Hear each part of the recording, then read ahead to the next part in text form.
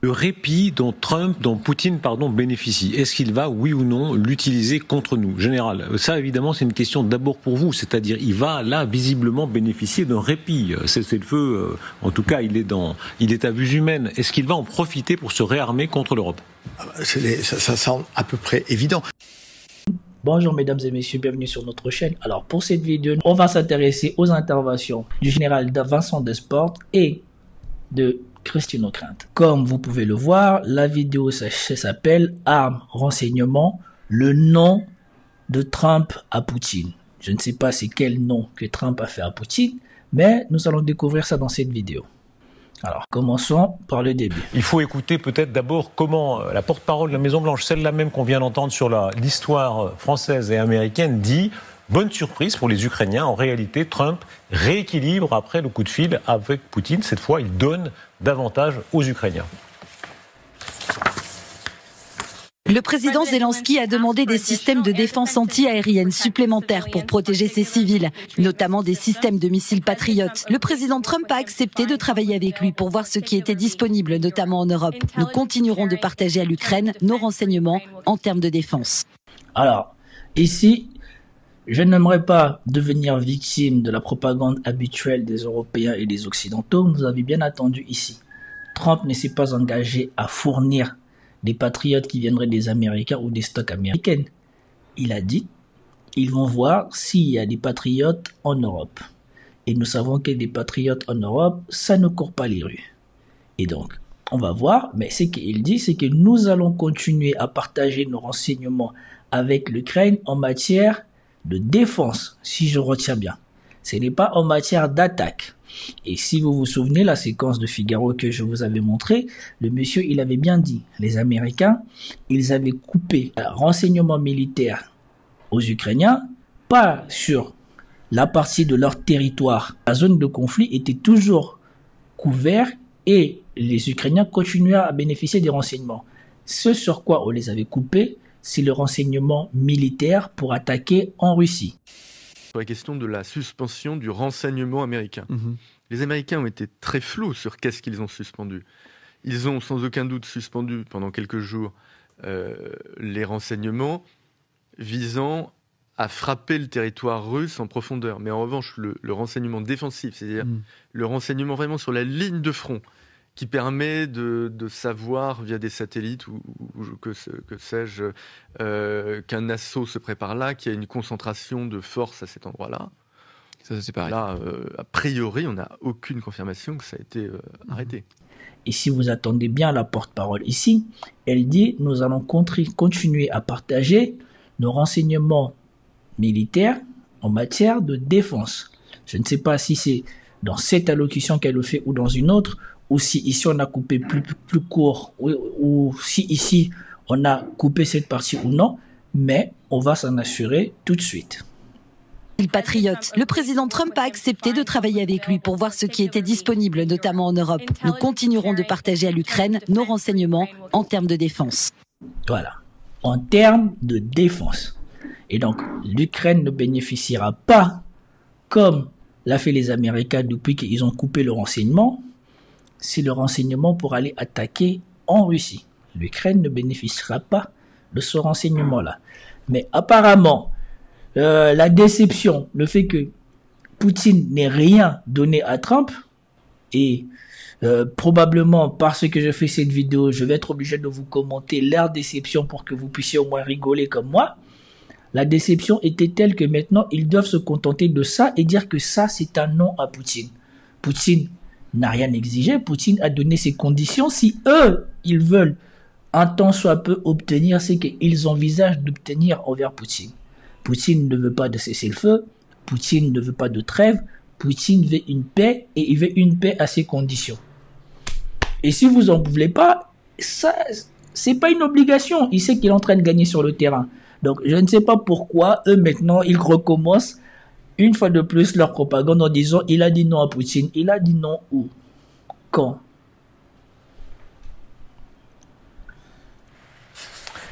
quand même, est-ce qu'on est surpris? Surpris en bien, Christine Ockrent, vous êtes suffisamment critique sur Donald Trump. Est-ce que que vous avez 10 secondes d'indulgence ou d'éloge pour Donald Trump en disant, tiens... Enfin, oui, mais enfin, on a quand même... L'imprévisabilité est quelque chose de très déroutant. Et donc, ce président américain qui, très honnêtement, a été humilié par Vladimir Poutine, à la fois dans la forme et sur le fond, et qui aujourd'hui dit j'ai eu une très très bonne conversation. C'est marrant, à chaque fois eux tous, ils considèrent que ce qui s'est passé entre Poutine et Trump avec le coup de fil, c'est une humiliation pour Trump.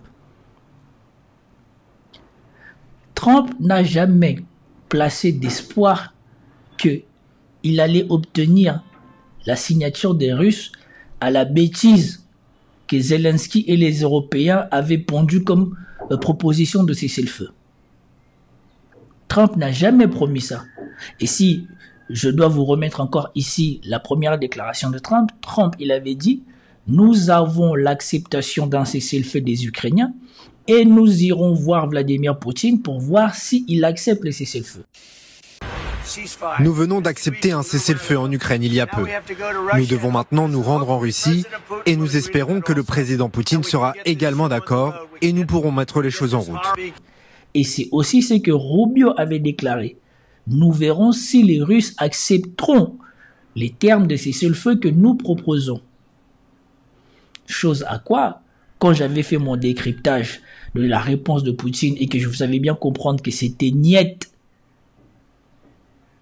mais que dans le principe, les Russes étaient bien conscients que ce conflit allait se finir par des négociations, les gens ont dit « moi j'avais mal compris ». Poutine avait dit oui, mais... Et aujourd'hui, tout le monde semble, face à l'évidence, face à ce qui se passe, semble maintenant être d'accord avec moi.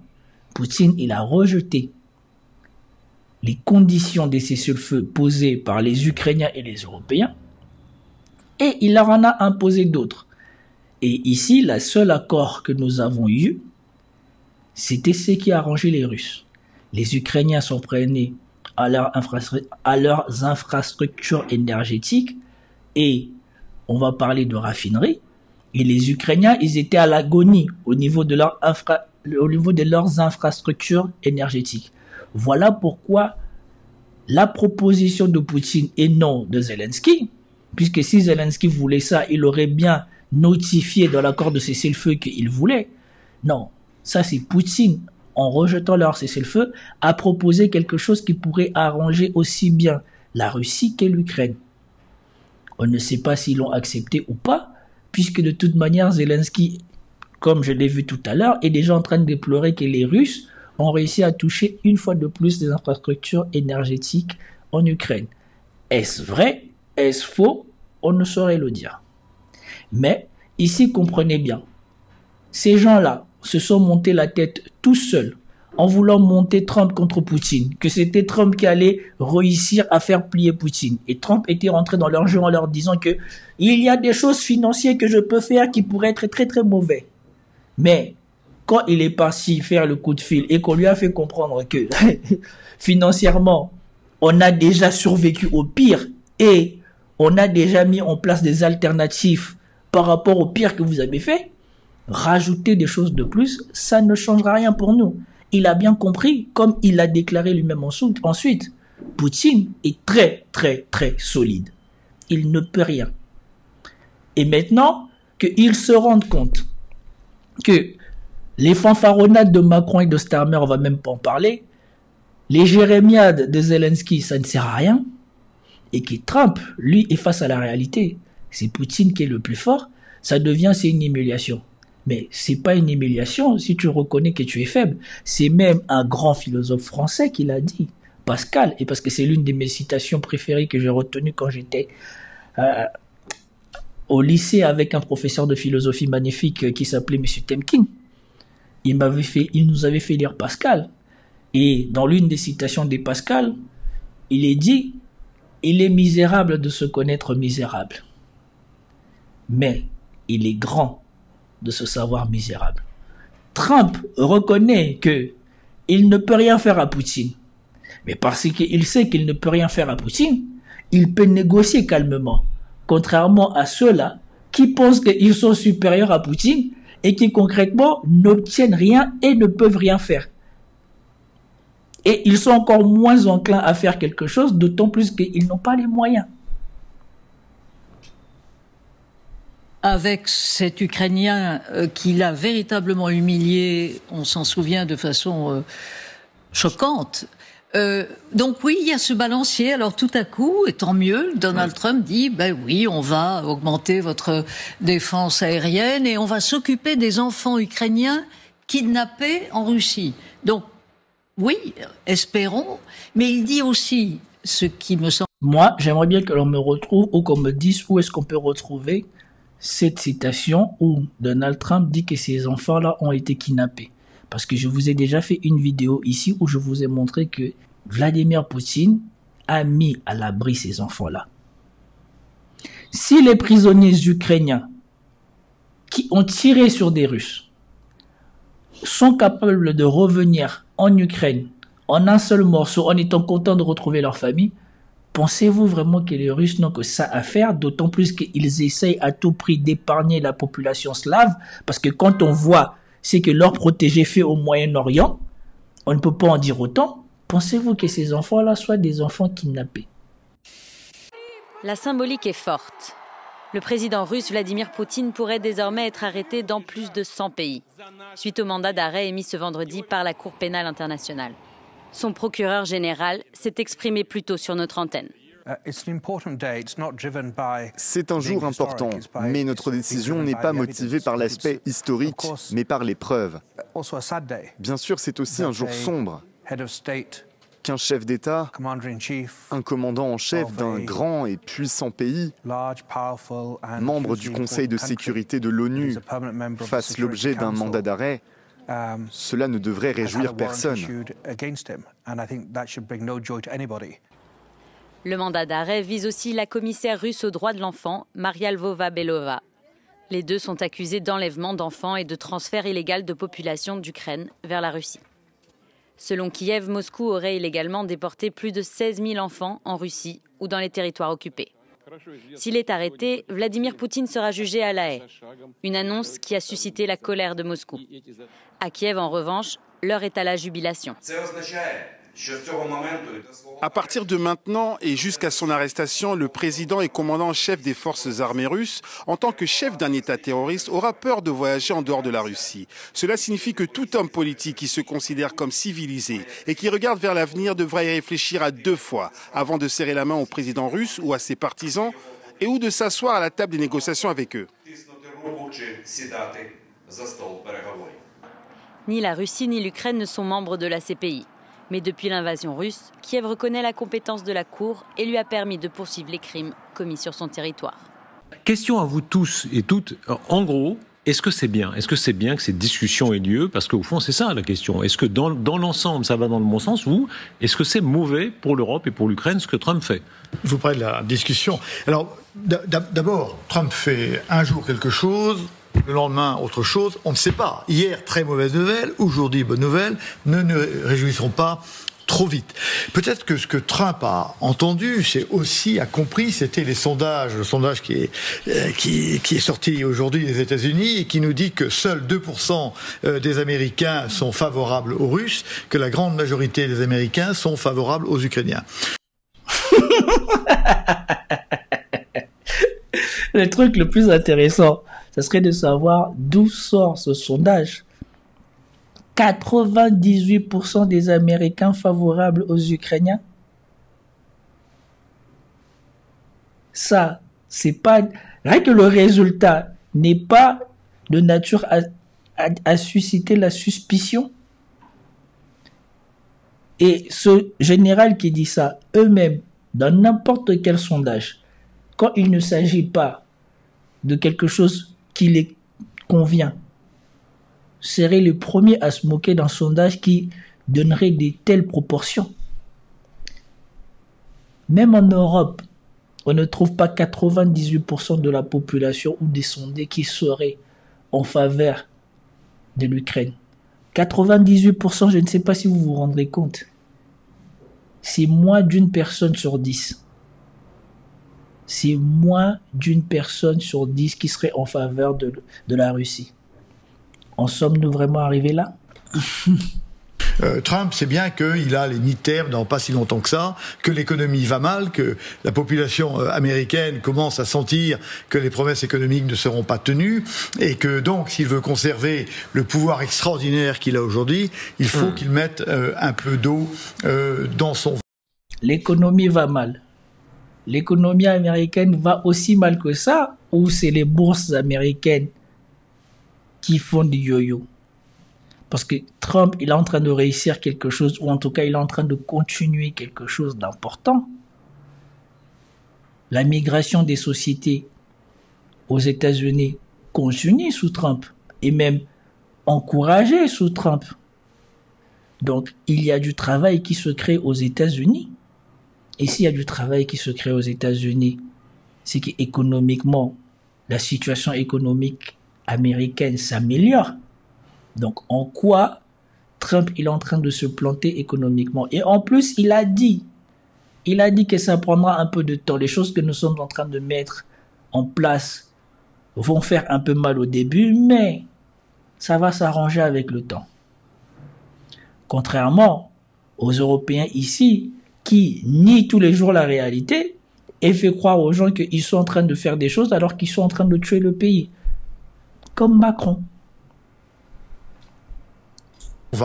Et puis, vous savez bien, M. Rochebin, que ça fait 80 ans, 75 ans qu'on a expliqué aux Américains que la Russie était quand même leur ennemi. Et donc, on ne change pas comme ça du jour au lendemain. Oui, sauf qu'on ne change pas comme ça du jour au lendemain, oui. Sauf que depuis que cette guerre a commencé, Trump n'a pas cessé de dire que tout ça, c'était une bêtise. Je ne vois pas comment un pays dans la position de la Russie pourrait permettre à l'Ukraine, juste dans sa position, de rejoindre l'OTAN. Je ne vois pas comment cela pourrait se produire. Bien avant le président Poutine, la Russie était très ferme sur cela, et je crois que la raison pour laquelle la guerre a commencé, c'est que Biden est sorti et a dit qu'il pouvait rejoindre l'OTAN. Il n'aurait pas dû dire cela. Dès qu'il a dit cela, j'ai dit, vous savez quoi? Vous allez avoir une guerre maintenant. Et j'avais raison. C'est une guerre qui n'aurait jamais eu lieu si j'avais été président. Je pense que Biden est incompétent. Lorsqu'il a dit qu'il pourrait rejoindre l'OTAN, j'ai trouvé cela très stupide. Et que ça fait plus de 3 ans, parce que ça a commencé en 2022, ça fait plus de 3 ans que Trump est en train de montrer, en tout cas, sa vérité à lui sur cette guerre. Et donc, ce n'est pas du jour au lendemain que les Américains changent d'avis. Et Trump, il a été élu sur cette promesse-là, que Biden avait fait une connerie, et que lui, il serait la personne qui mettrait fin à cette connerie. Finalement, c'est un peu le même coup. Il fait le même coup aux Américains que les Russes, que les Américains nous font à nous. C'est-à-dire, tout d'un coup, ils nous disent, on vous lâche. Ça aussi, on n'arrive pas à y croire. Hein, des décennies de pensée unique, si vous voulez, sont un peu difficiles. Mais, comparé aux Américains, qui avait préparé les Français ou les Européens à ce que Trump allait faire? Étant donné qu'en Europe, on a eu même pas une propagande, une désinformation de l'élection américaine. Kamala Harris a été donnée gagnante dès le premier jour où on l'a candidatée, même pas pour la présidence, pour la candidature démocrate. Dès qu'on a annoncé qu'elle va concourir pour être la candidate démocrate, elle était déjà favorite dans les sondages.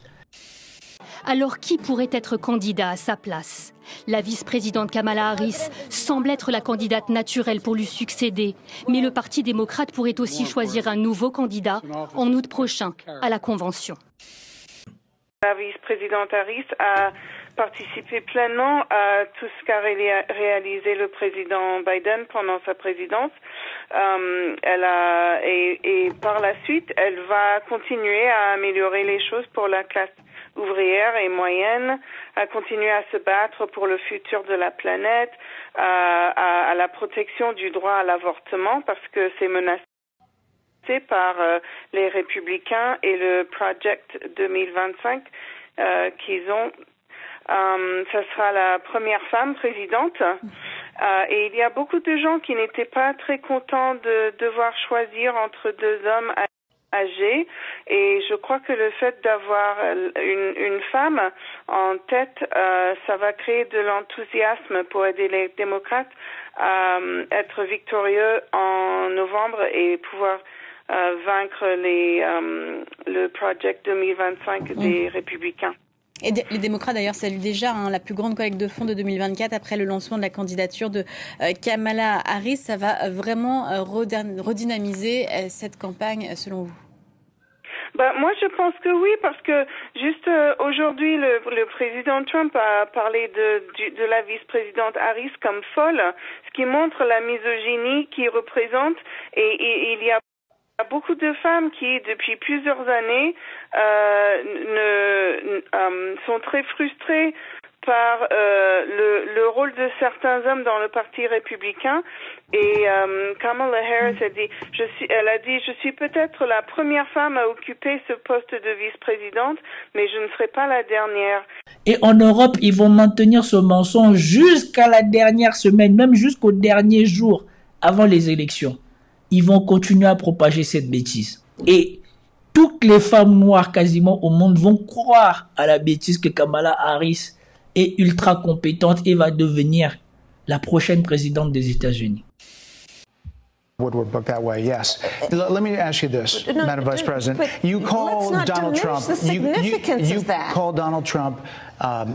He's misguided. You say now he's unstable. He is unstable, Brett. He's not well. You say he's mentally not stable. He's not stable. Let me ask you this. You told many interviewers. Voilà, donc on lui dit tous les qualificatifs qu'elle utilise pour Donald Trump, qu'il est instable, qu'il est je sais pas quoi, et là vous avez attendu qu'elle insiste elle-même qu'il est instable. Et maintenant il va poser la question. That Joe Biden was on his game, that ran around circles on his staff. When did you first notice that President Biden's mental faculties appeared diminished? Hey, ce journaliste, il était venu pour terminer Kamala. Parce que là maintenant, elle se plaint de l'état mental de Donald Trump, et le journaliste a dit ok, vous vous plaignez de l'état mental de Trump, qu'il est instable et qu'il est je sais pas quoi, mais quand avez-vous commencé à remarquer que Joe Biden lui n'était plus stable? Oh Seigneur, hey, franchement le journaliste il a trop bien fait son taf, il a kill. Regardez sa tête, regardez,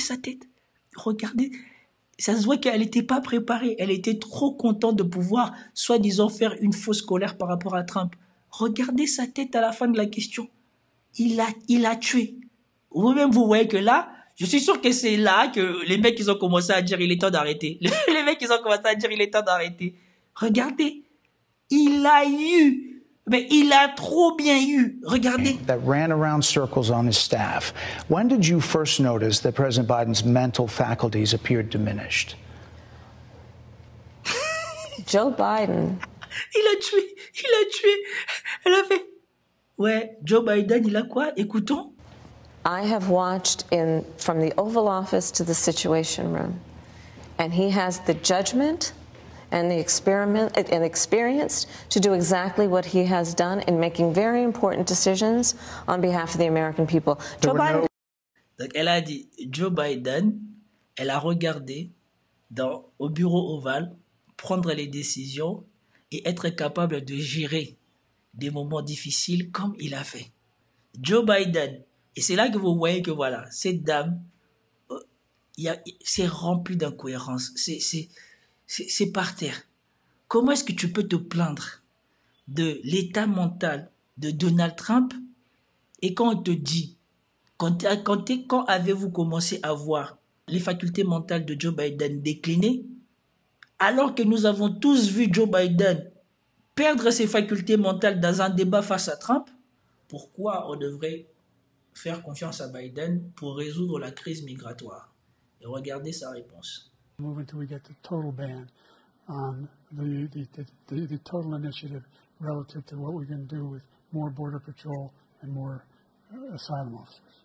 President Trump? I really don't know what he said at the end of that sentence. I don't think he knows what he said either. Look. When Joe Biden started speaking Well, that's when we really got into dangerous territory. He was referencing tax laws, and he claimed America has 1,000 trillionaires. What I'm going to do is fix the tax system. For example, we have 1,000 trillionaires in America. Look, I'm not sure if that's the case, Joe Biden, but look, sounds great. And then when he was trying to make more points, it was just more rambling, waffle, and a lot of losing his train of thought. Eligible for what I've been able to do with the with the COVID, with dealing with everything we have to do with, look, if we finally beat Medicare. Thank you, President Biden. President Trump? Then, when he wanted to make his point about abortion, he just repeated the word period 3 times. But we are not for late-term abortion, period, period, period. Et tranquillement, devant toute l'Amérique, tu dis, Joe Biden a toutes ses facultés mentales. Alors que partout dans le monde, on a des images de Joe Biden en train d'agir en vieux sénile, tomber, se perdre, ne pas savoir où il est, se figer et je ne sais quoi d'autre.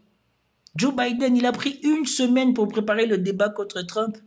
Le débat était fini avant même d'avoir commencé. Et vous voyez cette dame? Voilà pourquoi moi, je ne peux pas croire que cette dame a été une procureure brillante.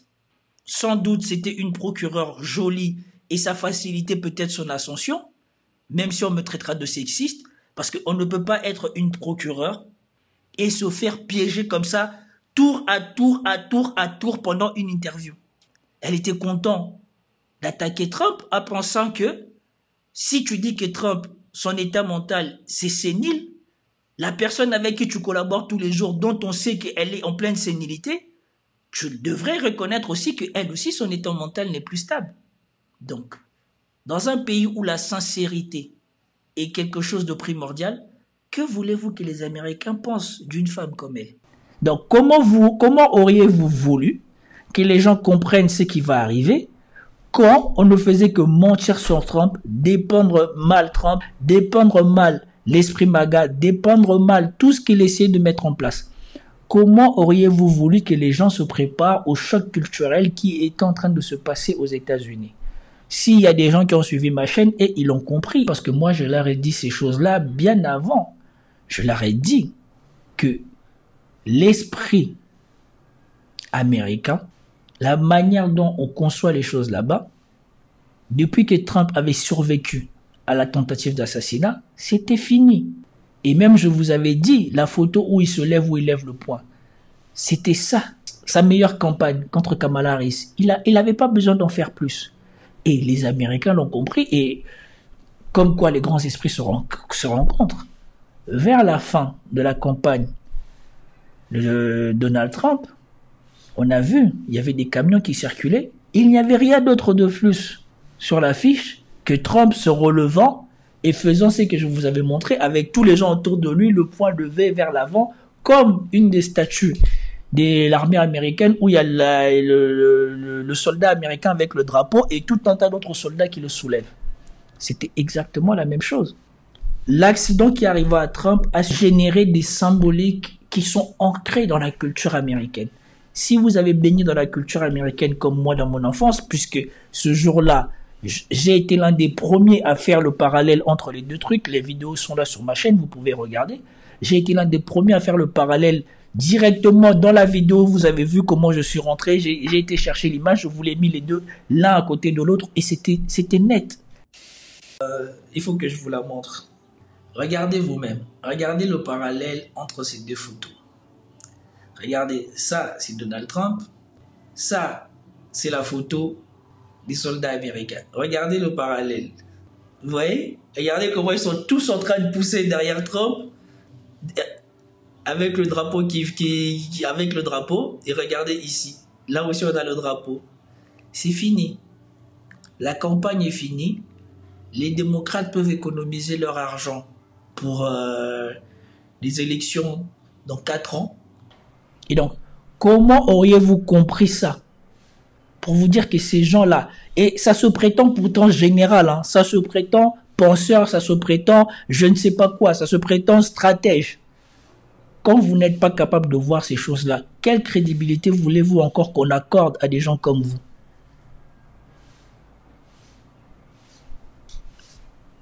à être modifié d'un coup. Et puis, la paix n'est pas acquise. Ce sont des discussions. Il n'y a même pas de cessez-le-feu. Il n'y a. Regardez comment. Non, mais ça, sincèrement, on peut pas être aussi bête. Regardez comment ils sont bêtes. Quand Zelensky a demandé aux Américains d'aller proposer un cessez-le-feu à Vladimir Poutine, eux tous, ils ont dit quoi? On a un cessez-le-feu. Merci d'être avec nous. C'est peut-être le point de bascule de la guerre en Europe, de la guerre d'Ukraine, inédit depuis 3 ans. Un accord de cessez-le-feu sous réserve de la réponse russe. Nous sommes avec Bernard Kouchner, avec le général Michel Yakovlev. Ils ont dit on a un cessez-le-feu. Ils ont tous fait la pub comme quoi c'était un cessez-le-feu. Moi je leur disais ici, mais attends, on peut pas avoir un cessez-le-feu que d'un côté. Les Ukrainiens ont accepté le principe de demander un cessez-le-feu aux Russes, mais il n'y a pas de cessez-le-feu. Mais maintenant que c'est Poutine qui donne les règles du jeu, ça devient la paix n'est pas acquise. Mais elle est acquise quel jour? C'est incroyable. Il n'y a pas de cessez-le-feu. Il y a eu, hélas, donc les Russes ont dit « Ah oui, on ne va plus attaquer les installations énergétiques ». Mais ils ont attaqué un hôpital. Les Ukrainiens, de leur côté, si j'ai bien compris, ont bombardé une raffinerie. Donc la guerre continue. Et donc c'est certainement une très bonne chose que l'administration Trump essaye de mettre un terme à cette guerre. Mais hélas, comme vient de le dire le général, on ne sait jamais dans quel sens va le balancier. Et il faut quand même se... Je pense que depuis un moment, nous savons dans quel sens va le balancier. Les dirigeants européens continuent à faire croire aux Européens que le balancier serait peut-être du côté des Européens ou de l'Ukraine, mais la réalité du terrain montre que le balancier est depuis un long moment du côté des Russes. La preuve, la proposition de cessez-le-feu qui a été plébiscitée par tout l'Occident a fini à la poubelle. Se souvenir qu'au début, on a eu affaire à un président américain qui considérait que l'agresseur, c'était l'Ukraine. Le répit dont Poutine bénéficie, est-ce qu'il va, oui ou non, l'utiliser contre nous? Général, ça évidemment c'est une question d'abord pour vous, c'est-à-dire il va là visiblement bénéficier d'un répit. Cessez-le-feu, en tout cas il est à vue humaine. Est-ce qu'il va en profiter pour se réarmer contre l'Europe? Ça semble à peu près évident. C'est pour ça que ce cessez-le-feu, s'il n'est que temporaire, n'est pas une très bonne affaire pour Zelensky. Parce que les Russes profitent. Pourquoi les Russes vont profiter de ces cessez-le-feu pour se réarmer? Quand ils disent ça, ils font ça comme si c'est un processus qui s'arrête. Poutine, il a déjà dit. Eux, ils veulent un cessez-le-feu, alors que c'est eux qui sont en difficulté. Ils ont du mal à trouver des troupes. Ils ont du mal à faire acheminer leur logistique, puisque les Russes bombardent les voies logistiques ukrainiennes. Et donc, c'est l'Ukraine qui est en difficulté. S'il y a bien une personne qui va profiter du cessez-le-feu, c'est l'Ukraine. La Russie, quant à elle, à cause de ce qui a été fait à Kursk, a vu ses effectifs augmenter. Et je vous montrerai une séquence, mais je ne voulais pas commenter, peut-être qu'il faudrait que je le commente, où eux-mêmes étaient en train de donner les prédictions de l'armée russe. L'armée russe est en train d'avancer vers le fait d'avoir une armée de 2 millions de personnes. Parce que, comme l'a dit Emmanuel Todd, et ils savent ce que ça leur a coûté, et surtout, ils ne pourront pas recommencer tout de suite. Mais pendant que ils vont faire une trêve, ou alors pendant qu'ils vont signer la fin de ce conflit, ils ne veulent pas être à la merci des Occidentaux, parce que comme vous voyez, des gens comme Macron et le reste et tout ça s'amusent à vouloir se réarmer, et ils le disent clairement, ils se réarment parce qu'ils ont peur de la Russie. Et donc la Russie ne peut pas prendre sur elle de dire que voilà, le conflit est fini, je vais arrêter de m'armer et pour qu'ils m'attaquent. Non. Mais les Russes savent très bien, ils le disent déjà, ils le disent, que si les États-Unis signent quoi que ce soit, les Ukrainiens signent quoi que ce soit, pour un cessez-le-feu sur une ligne quelconque, etc., ça sera juste pour réarmer l'Ukraine et pour repartir dans 10 ans comme la dernière fois. Ce qui veut dire qu'il n'y aura pas de négociation, aucune, et les Russes, pour se mettre à l'abri, et parce qu'ils ne pourraient pas refaire un effort comme celui qu'ils sont en train de faire, vont devoir prendre tout ce qu'il faut pour être en sécurité. Donc, comme les services britanniques ont utilisé Odessa pour envoyer des drones navals sur le port de Sébastopol, la prise d'Odessa et de l'oblast d'Odessa est une nécessité pour les Russes. Il faut qu'ils aillent jusqu'au Dniepr. Il faut qu'ils contrôlent la partie orientale de Kiev et qu'ils mettent un régime à leurs mains. Et donc, il n'y aura pas de négociation. Parce que le premier plan, c'était déjà d'attaquer la Russie. Ils ont soutenu l'Ukraine, ils ont engrainé l'Ukraine à s'en prendre aux populations russophones de la Russie, enfin de l'Ukraine, pour forcer les Russes à rentrer en conflit.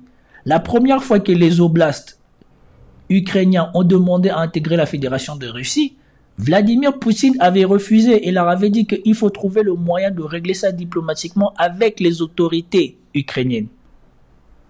Mais malgré ça, Zelensky, qui était élu sur la promesse justement qu'il allait trouver des solutions par rapport à ça, a trahi cette promesse.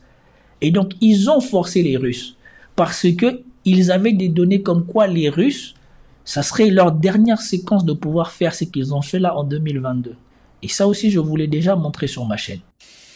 La Russie n'aura pas d'autres options que de rentrer en guerre en Ukraine en février 2022. Cette analyse date d'avril 2017. Je vous propose d'écouter un extrait de la conférence de Peter Zeihan, analyste américain en géopolitique, et on retrouve tout de suite après l'homme qui avait prédit ces opérations russes en Ukraine.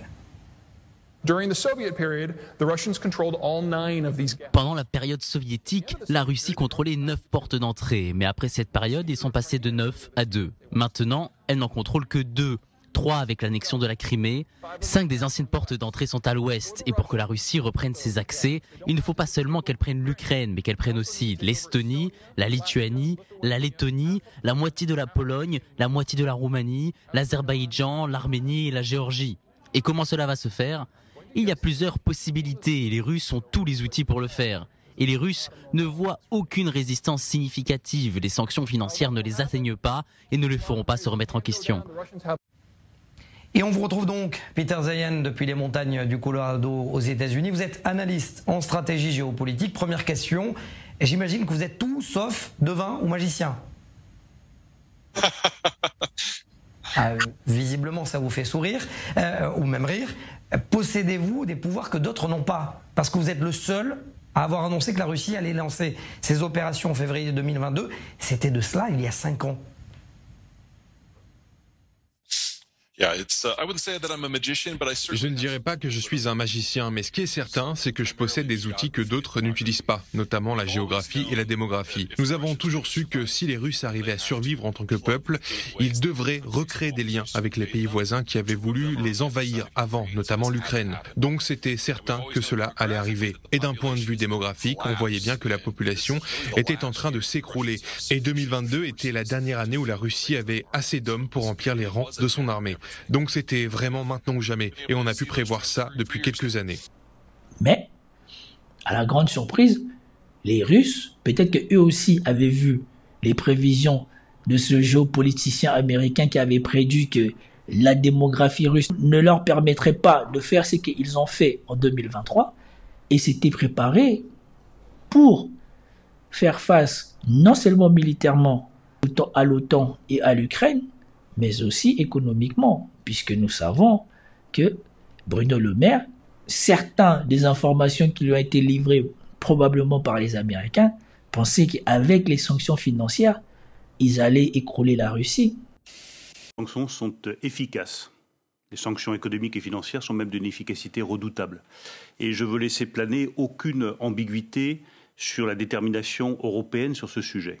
Nous allons livrer une guerre économique et financière totale à la Russie. Nous allons donc provoquer l'effondrement de l'économie russe. Mais aujourd'hui, quand on voit la situation économique de l'Union européenne, de la France, de l'Allemagne, Eh ben, on se demande bien si le but premier était vraiment de faire tomber la Russie ou pour les États-Unis de définitivement s'assurer une croissance pendant encore quelques décennies sur le dos de l'Europe. Profiteront davantage du cessez-le-feu que les Ukrainiens, simplement parce que le flux d'armes nouvelles sera naturellement plus important en Russie, avec une économie de guerre qui est à fond, contrairement aux Ukrainiens qui reçoivent de l'aide, mais en quantité inférieure. Ce qui fait que le différentiel de puissance entre l'armée russe et l'armée ukrainienne à la fin de la trêve sera encore plus en faveur de l'armée russe. Ce qu'il dit, est-ce que ça a un sens ? Si actuellement, le flux d'armées produits et le flux de conscrits qui intègrent les rangs sont déjà supérieurs du côté russe, trêve ou pas, dans le temps, c'est toujours les Russes qui seront à l'avantage. Donc, à quoi bon faire la trêve? C'est incroyable, ces gens-là, comment ils semblent limités intellectuellement. Tu dis que en face, ils ont peu d'armement, ou ils n'ont pas assez d'armement, et ils n'ont pas assez de personnel. Et que en face d'eux, ils ont des gens qui ont plus de personnel, plus d'armement. Mais que si on fait une trêve, ceux qui ont plus d'armement et plus de personnel seront plus forts. Mais ils sont déjà plus forts. C'est lui qui a le temps, ou c'est lui qui a besoin de temps pour souffler, même pas pour redevenir aussi fort, pour souffler. C'est de l'autre côté, ou c'est du côté où on est déjà organisé, on est plus fort. C'est pour ça qu'il faudrait ne pas sortir de cette trêve et arriver à la poursuivre sur un accord de paix. Le répit dont Poutine bénéficie, est-ce qu'il va, oui ou non, l'utiliser contre nous? Général, ça évidemment c'est une question d'abord pour vous, c'est-à-dire il va là visiblement bénéficier d'un répit. Cessez-le-feu, en tout cas il est à vue humaine. Est-ce qu'il va en profiter pour se réarmer contre l'Europe? Ça semble à peu près évident. C'est pour ça que ce cessez-le-feu, s'il n'est que temporaire, n'est pas une très bonne affaire pour Zelensky. Parce que les Russes profitent. Pourquoi les Russes vont profiter de ces cessez-le-feu pour se réarmer? Quand ils disent ça, ils font ça comme si c'est un processus qui s'arrête. Poutine, il a déjà dit. Eux, ils veulent un cessez-le-feu, alors que c'est eux qui sont en difficulté. Ils ont du mal à trouver des troupes. Ils ont du mal à faire acheminer leur logistique, puisque les Russes bombardent les voies logistiques ukrainiennes. Et donc, c'est l'Ukraine qui est en difficulté. S'il y a bien une personne qui va profiter du cessez-le-feu, c'est l'Ukraine. La Russie, quant à elle, à cause de ce qui a été fait à Kursk, a vu ses effectifs augmenter. Et je vous montrerai une séquence, mais je ne voulais pas commenter, peut-être qu'il faudrait que je le commente, où eux-mêmes étaient en train de donner les prédictions de l'armée russe. L'armée russe est en train d'avancer vers le fait d'avoir une armée de 2 millions de personnes. Parce que comme l'a dit Emmanuel Todd, et ils savent ce que ça leur a coûté, et surtout, ils ne pourront pas recommencer tout de suite. Mais pendant qu'ils vont faire une trêve, ou alors pendant qu'ils vont signer la fin de ce conflit, ils ne veulent pas être à la merci des Occidentaux, parce que comme vous voyez, des gens comme Macron et le reste et tout ça, s'amusent à vouloir se réarmer, et ils le disent clairement, ils se réarment parce qu'ils ont peur de la Russie. Et donc la Russie ne peut pas prendre sur elle de dire que voilà, le conflit est fini, je vais arrêter de m'armer et pour qu'ils m'attaquent. Non, parce que le premier plan, c'était déjà d'attaquer la Russie. Ils ont soutenu l'Ukraine, ils ont engrainé l'Ukraine à s'en prendre aux populations russophones de la Russie, enfin de l'Ukraine, pour forcer les Russes à rentrer en conflit. La première fois que les oblasts ukrainiens ont demandé à intégrer la Fédération de Russie, Vladimir Poutine avait refusé et leur avait dit qu'il faut trouver le moyen de régler ça diplomatiquement avec les autorités ukrainiennes. Mais malgré ça, Zelensky, qui était élu sur la promesse justement qu'il allait trouver des solutions par rapport à ça, a trahi cette promesse. Et donc, ils ont forcé les Russes parce qu'ils avaient des données comme quoi les Russes, ça serait leur dernière séquence de pouvoir faire ce qu'ils ont fait là en 2022. Et ça aussi, je vous l'ai déjà montré sur ma chaîne.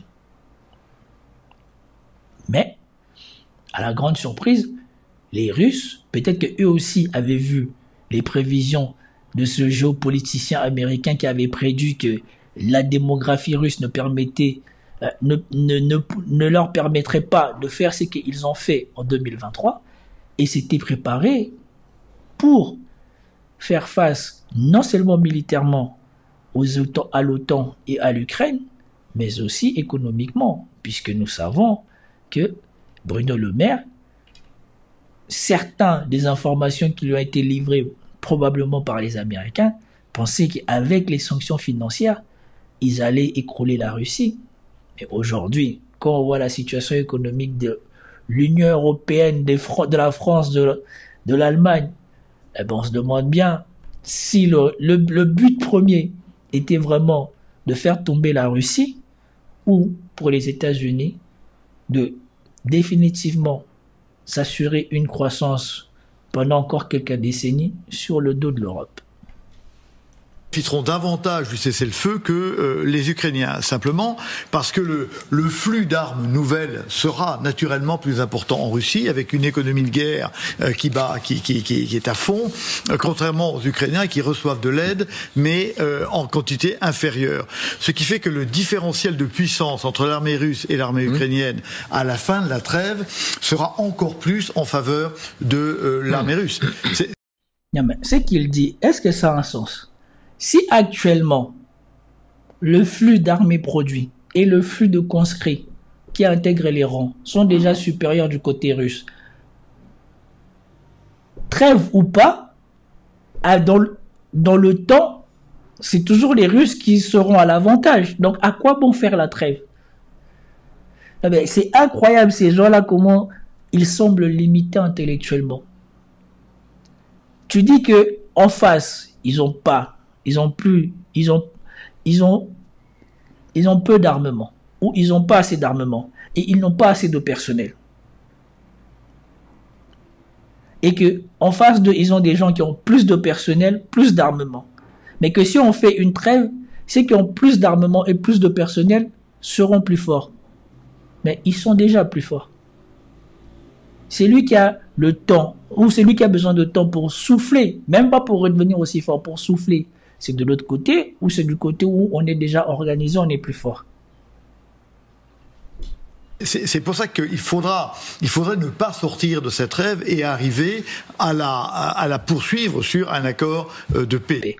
Et vous voyez ici, ça n'a rien à voir avec les gesticulations des Européens ou même des Ukrainiens.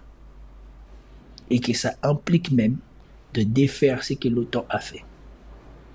C'était tout pour cette vidéo, j'espère que vous avez apprécié. Si vous avez apprécié, commentez, likez, partagez et je vous dis à plus tard. Peace out.